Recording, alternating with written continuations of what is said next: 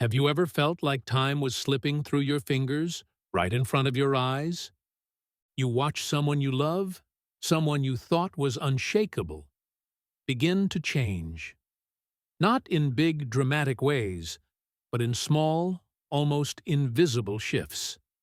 A skipped meal here, a missed medication there, a quiet pulling away from the life they once lived so fully. In 2024, I found myself facing this reality with my husband. He was 74, living with diabetes and kidney disease. For years, he had fought bravely, pulling through hospital stays, infections, and setbacks that would have broken a lesser man. But then, the battle seemed to shift. It wasn't a sudden collapse. It wasn't a dramatic emergency. It was subtle. He started eating less. He stopped playing the keyboard he once loved. He forgot to take his medicine. Or maybe he just didn't care anymore. He moved from the bed to a chair, sleeping upright like a man who no longer wanted the effort of lying down. The bruises on his arms never faded, and the sparkle in his eyes slowly dimmed.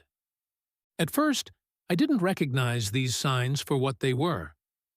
I thought maybe it was just another season of adjustment. But deep down, a quiet truth began to grow. This wasn't just aging. This was something else. Today, I want to share with you the subtle, almost invisible signs that appeared in my husband's final years, and why seeing them early could mean everything. Because sometimes it's the softest whispers that carry the loudest messages. It started so quietly that I almost didn't notice it. At first, my husband would simply leave a little more food on his plate, just a few bites, a couple of spoonfuls. Nothing dramatic, nothing alarming. After all, we all have days when we're just not that hungry, right? But as the weeks turned into months, the pattern deepened. Dinners that he used to devour, the stews he loved, the homemade casseroles he once requested, sat half-eaten.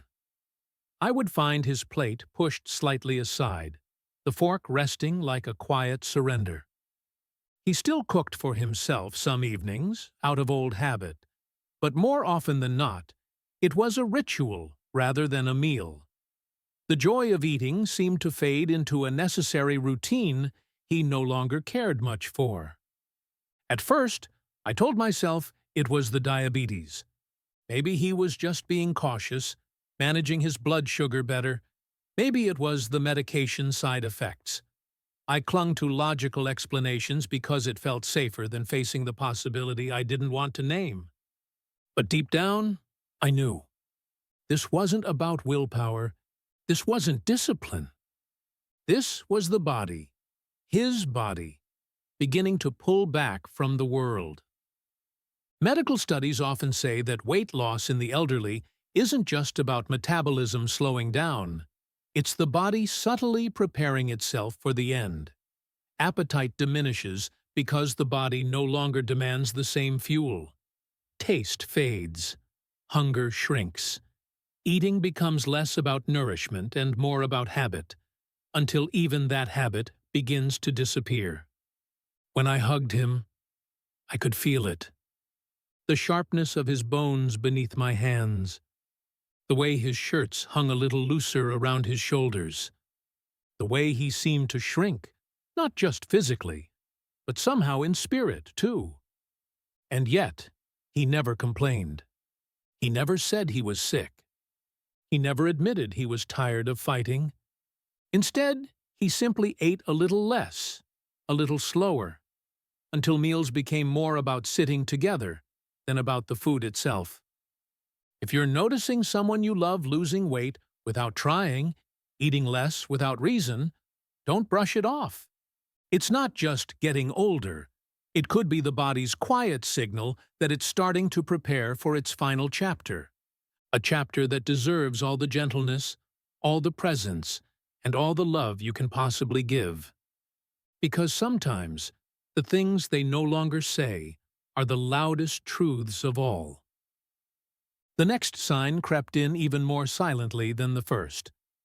At first, it seemed innocent enough. A missed dose here, a forgotten pill there, diabetes medications, blood pressure meds, the long list that had once been part of his daily rhythm. Now it became optional. He would take his pills if he remembered, if he felt like it. Sometimes I'd remind him, gently, lovingly, "Did you take your morning meds?" He would smile, shrug, and say, "I'll get to it later." But later often never came. At first I thought maybe he was just forgetful. After all, who among us doesn't misplace a set of keys or forget a grocery item from time to time? Maybe it was just aging. Maybe it was normal. But in my heart, I sensed it was something deeper. It wasn't that he couldn't remember. He simply didn't seem to care anymore. Taking his medication had once been a fight for survival. Now, it felt like he had made some quiet truce with whatever was coming. Doctors will tell you that missing medications can cause dangerous fluctuations, blood sugar spikes, blood pressure drops. But what they often don't say is this: when a person stops clinging so fiercely to their daily treatments, it can be a sign they're beginning to release their hold on life itself. He wasn't angry. He wasn't resisting. It wasn't a battle anymore. It was more like surrender. His mind stayed mostly sharp. He could still have conversations, still tell jokes, still recognize every face around him.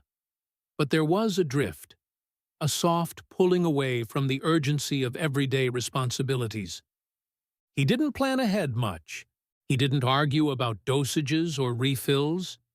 He just floated gently through the days, medication in the background like an old song he no longer felt the need to hum along to. Watching this unfold was heartbreaking, and yet strangely peaceful too. It taught me that sometimes letting go isn't loud. Sometimes it's silent. And sometimes it's their way of telling us, without words, that they are tired, not just in body, but in spirit too. And all we can do is walk alongside them with patience, love, and unwavering presence. As the months went by, the fatigue wrapped itself around him like a heavy, invisible blanket. It wasn't the kind of tiredness that a nap could fix. It was something deeper, something that seemed woven into his very bones. He no longer slept in our bed. Instead, he found comfort in his old leather chair, parked in front of his computer.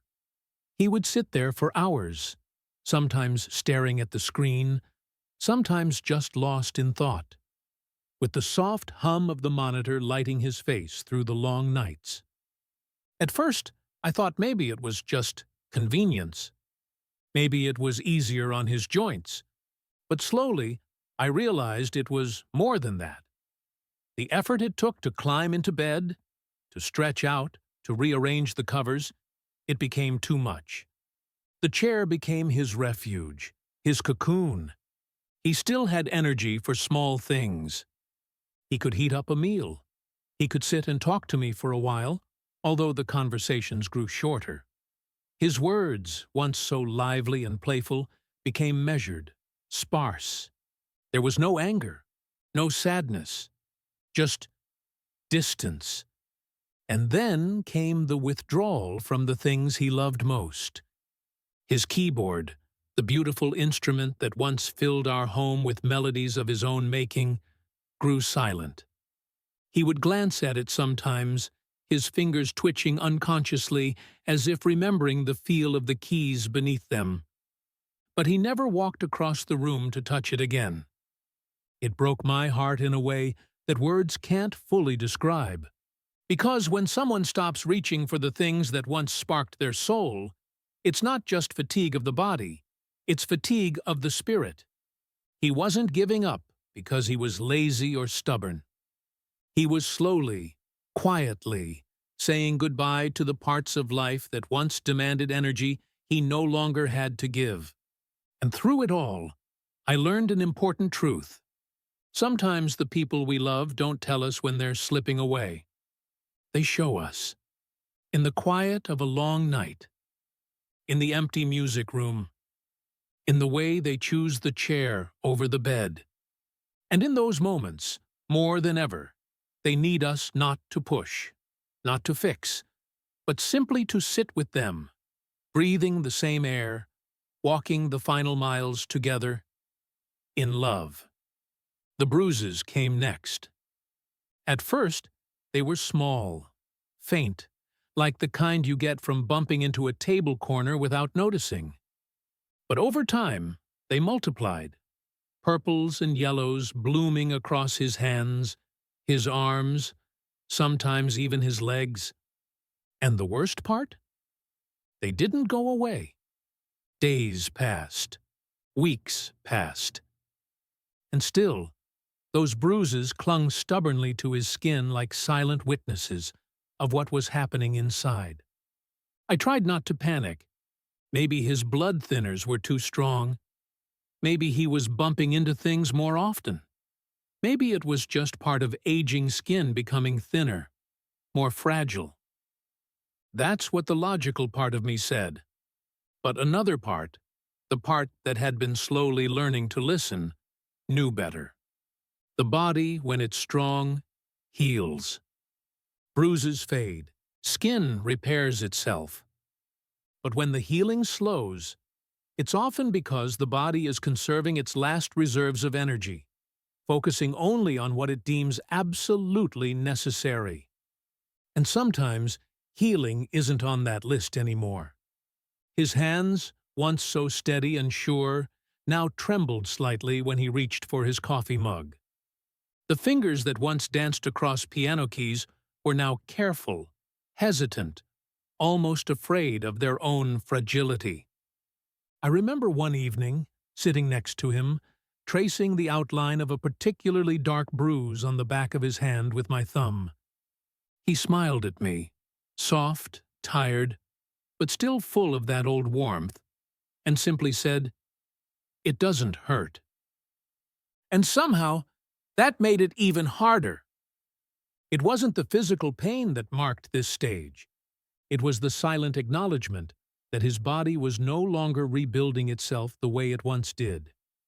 Each bruise, each mark, each slow healing cut whispered a truth that neither of us wanted to speak aloud. If you see this happening to someone you love, those stubborn bruises that linger, those tiny wounds that refuse to heal, know that it's not just about fragile skin. It's the body's quiet way of telling you it's getting tired. It's holding on in ways you can't see and letting go in ways you can. And all we can do is hold them a little tighter, love them a little deeper, and walk a little slower, matching their pace every precious step of the way. The last changes were perhaps the hardest to watch, not because they were shocking, but because they were so quiet, so final. Little by little, the routines that once defined his days began to slip away. First, it was driving. He stopped asking for the car keys. There was no argument, no big decision made. One day he simply didn't want to drive anymore. It was as if the open road, once full of freedom and possibility, had narrowed into something distant, unreachable. Then it was bedtime. He no longer made the journey to our shared bed. The climb under the covers became too much trouble, too much effort for a body that was conserving every ounce of energy it had left. The chair, worn and familiar, became his world. He slept upright most nights, his breathing soft and shallow, his body curled into itself like a leaf at the end of fall. The hobbies faded too. Music, once the heartbeat of our home, grew silent. The keyboard gathered dust, the melodies tucked away like unfinished prayers.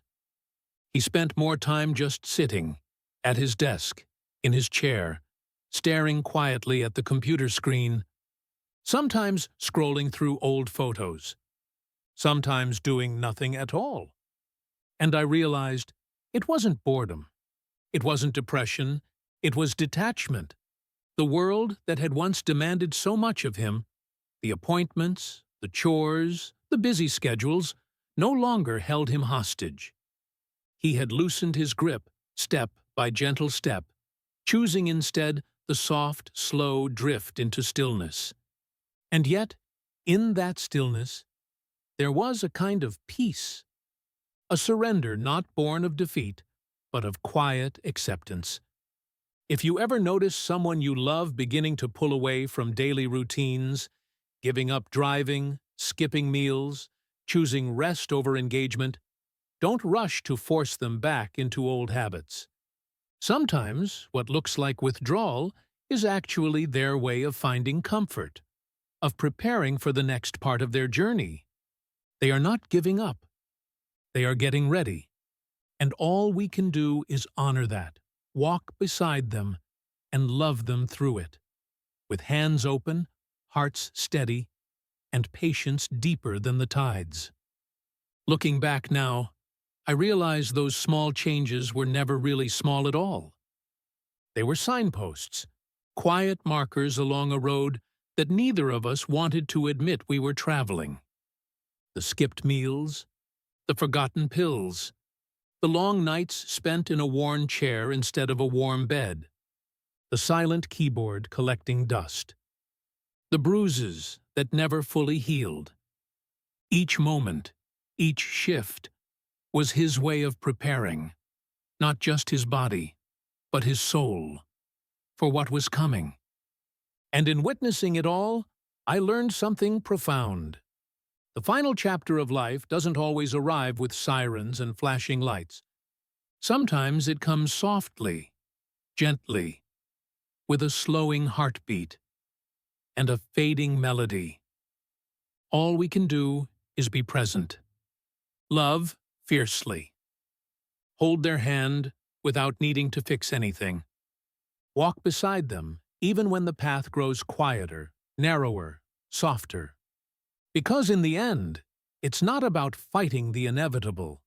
It's about making sure they don't walk that last stretch alone, and trusting that when the time comes, they will leave, knowing they were deeply, deeply loved. Thanks so much for being here with us today. We'd really love to hear from you. Drop a comment below and tell us one thing you took away from this video and how you're planning to use it in your life. Your thoughts truly matter to us, and reading your comments gives us the energy to keep going. If you found this video helpful, please hit the like button, subscribe to our channel, and share it with someone who might need it.